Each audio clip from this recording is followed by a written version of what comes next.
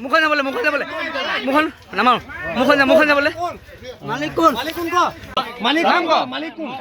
কোন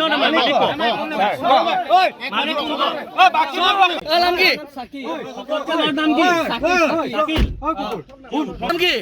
বিকাশ মালিক কোন গৰু ক'ব আনিছিলা মই এই ৰংঘৰ চাৰিআলিৰ ওচৰত কাৰ ঘৰৰ পৰা মই ঘৰৰ পৰা নহয় ৰাস্তাৰ পৰা এইটো নাম কি লগত আছিলে এইটো নাম কি চাকি তোৰ নাম কি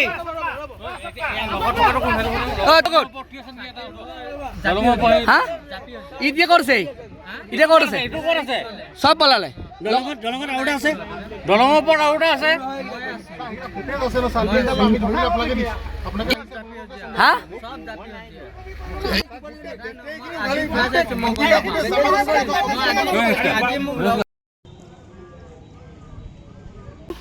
ঘটনাটো মানে কাৰেণ্টলি আগত আমি আমাৰ কাম চলি আছিলোঁ ওপৰত বিল্ডিঙৰ ওপৰত আমি ওপৰতে আছিলোঁ ওপৰত থাকোঁতে মানে কি হ'ল গাড়ীখন মানে আহি পেলাই ৰখালেহি আহি পেলাই আগা পিছা কৰি আছে গাড়ীটো এবাৰ গৈ পেলাই পিছলৈ নি পেলাই গৰুটো উঠোৱা নিচা কৰোঁতে আমি ওপৰৰ পৰা দেখিলোঁ মানে দেখাৰ পিছত ওপৰৰ পৰা দম দিছোঁ সিহঁতক দম দিওঁতে আমাকে উল্টাই দম দিছে মানে পূৰা গালি পাৰিছে আৰু গালি কৰাৰ পিছত আৰু আমি মানে ওপৰৰ পৰা নামি আহোঁ মানে সিহঁতি গাড়ীখনলৈ পলালেই তাৰপিছত মোৰ আৰু দাদা আমি গাড়ীখনলৈ ওলাই আহোঁতে পিছা কৰি আহোঁতে আহি পেলাই এটা গাড়ীখন দেখিছোঁ কোন এডোখৰত এইডোখৰ আপোনাৰ দলঙৰ ওচৰত দীঘল ব্ৰিজৰ ওচৰত গাড়ীখন সোমাই আছে গাড়ীত আকৌ এতিয়া গৰুটো সোমাই আছে আৰু গৰু এটাই আছিলে